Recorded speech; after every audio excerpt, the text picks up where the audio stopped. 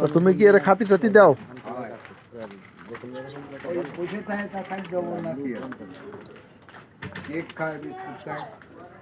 তাই যাক ভালো, তুমি যে বিলাইটারে যত্ন টত্ন করো।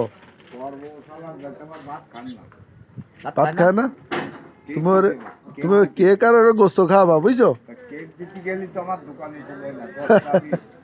কেক দিতে বলি বলে দেখতে পারো যে কি করে। তুমি এই বিলাইটার জন্য বুঝছো কিছু গরুর গোশ কিনে আনে। আমার মনে হয় গরুর গোশ ভিউয়ার্স, আপনারা দেখতে পাচ্ছেন এটা গ্রামীণ পরিবেশের একটি বাজার, কাতিয়ানাংলা বাজার। এটা আমার মালিক জামের দোকান। মোটামুটি শীতটাও বেশ জমে গেছে।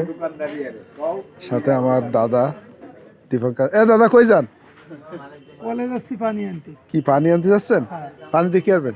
পানিতে আমার সেলুনে কাজ করতে হবে। ও সুপার। সাথে আমার আমির ভাই আছেন, পড়ে গেছে বহুত আগে। জিজ্ঞেস কর জামাই তো এই বিলের আপনি কি খাতি দেন? কেক কাটি দিই 10 টাকা দামের কেক।